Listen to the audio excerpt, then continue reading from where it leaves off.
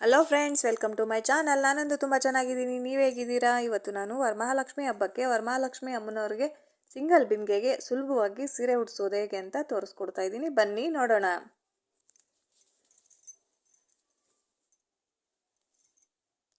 ಬಟ್ಟೆ ಕ್ಲಿಪ್ಪು ಮತ್ತು ಸ್ಯಾರಿ ತಗೊಂಡಿದ್ದೀನಿ.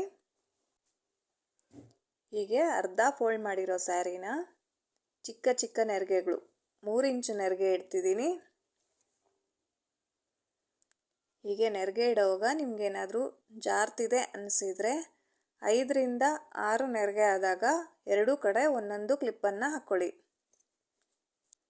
ನಾನು ಹಾಕ್ತಿದ್ದೀನಿ. ಈಗ ನೆರಿಗೆ ಚೆಕ್ ಮಾಡಿಕೊಂಡು ಎರಡು ಸೈಡು ಕ್ಲಿಪ್ಪನ್ನು ಹಾಕ್ಕೋಬೇಕು.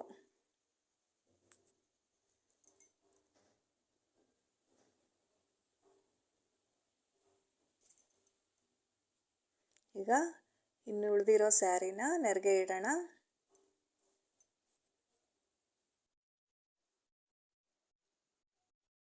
ಚಿಕ್ಕ ಚಿಕ್ಕ ನೆರಿಗೆಗಳಿಟ್ಟರೆ ಜಾಸ್ತಿ ನೆರಿಗೆ ಬರುತ್ತೆ, ನೋಡೋದಕ್ಕೆ ತುಂಬ ಚೆನ್ನಾಗಿ ಕಾಣುತ್ತೆ.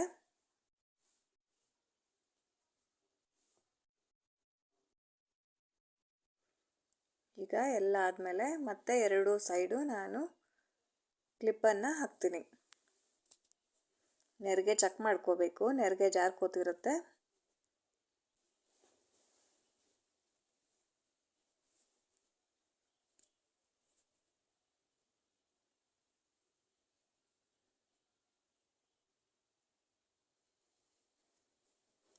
ಹೀಗೆ ನೆರಿಗೆ ಆದಮೇಲೆ ಸೆರಗು ಹೇಗೆ ಫೋಲ್ಡ್ ಮಾಡೋದು ಅಂತ ತೋರಿಸ್ತೀನಿ ಬನ್ನಿ.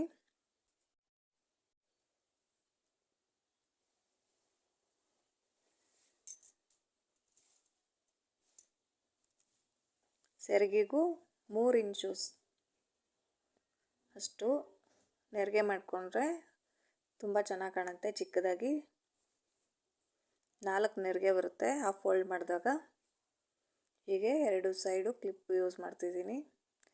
ಇನ್ನು ಉಳಿದಿರೋ ಸ್ಯಾರಿನ ನೆರಿಗೆ ಇಡೋಣ. ಸೆರಗಿಗೆ 3 ಮೊಳದಷ್ಟು ಸೀರೆ ಬಿಡಬೇಕಾಗತ್ತೆ. ಹೀಗೆ ಕ್ಲಿಪ್ಗಳನ್ನು ಯೂಸ್ ಮಾಡಿದ್ರೆ ಚೆನ್ನಾಗಿರುತ್ತೆ, ಗುಂಡ್ಪಿನಾದರೂ ಪರವಾಗಿಲ್ಲ.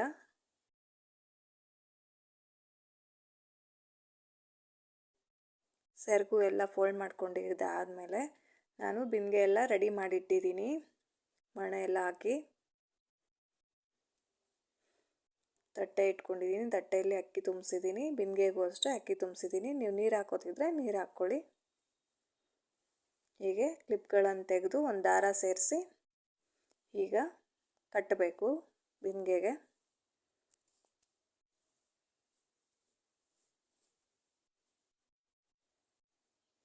ಆಮೇಲೆ ಸೆರಗು ಪಾರ್ಟ್ನ ಹಿಂದೆಯಿಂದ ತಗೊಬಂದು ಶೋಲ್ಡರ್ ಮೇಲೆ ವಿ ಶೇಪಲ್ಲಿ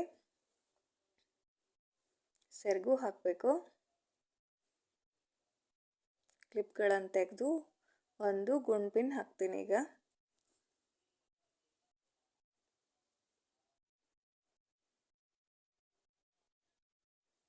ನೋಡಿ, ಈ ಥರ ವಿ ಶೇಪಲ್ಲಿ ಫೋಲ್ಡ್ ಮಾಡಿಕೊಂಡು ತೋರಿಸ್ತೀನಿ ನೋಡಿ ಇನ್ನೊಂದು ಸರಿ. ಹೀಗೆ ಫೋಲ್ಡ್ ಮಾಡಬೇಕು.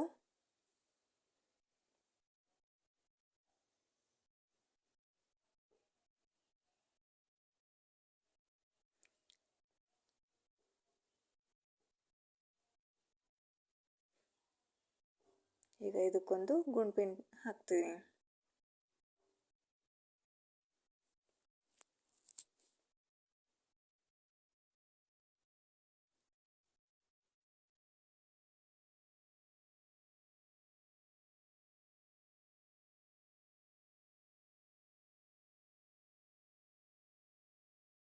ಒಂದು ದಾರ ಕಟ್ಟಿ ಡಾಬನ್ನು ಕಟ್ಟಬೇಕು. ನೀಟಾಗಿ ಚೆಕ್ ಮಾಡಬೇಕು, ಒಳಗಡೆ ಸೇರ್ಕೊಂಡಿರುತ್ತೆ ನೆರಿಗೆಗಳು.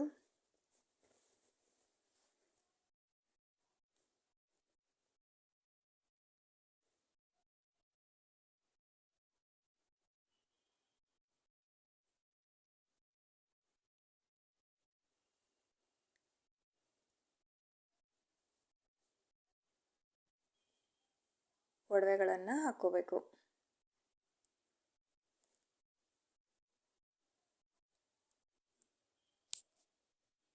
ನಿಮಗೇನು ಒಡವೆಗಳಿಷ್ಟ ಅದನ್ನು ನೀವು ಹಾಕ್ಕೊಳ್ಳಿ. ನೀವೇನು ಹಾಕ್ತೀರಾ ಯಾವಾಗಲೂ. ನಾನು ಜಡೆ ಎಲ್ಲ ಇಡ್ತಿದ್ದೀನಿ, ತೆಂಗಿನಕಾಯಿ ಇಟ್ಟು. ನಿಮ್ಗೆ ಹೇಗೆ ಬೇಕೋ ನೀವು ಹಾಗೆ ಮಾಡ್ಕೊಳ್ಳಿ. ಫೈನಲ್ ಲುಕ್ ಹೀಗೆ ಬರುತ್ತೆ. ಹೀಗೆ ನಮ್ಮ ಚಾನಲ್ ನೋಡ್ತಾ ಇರಿ.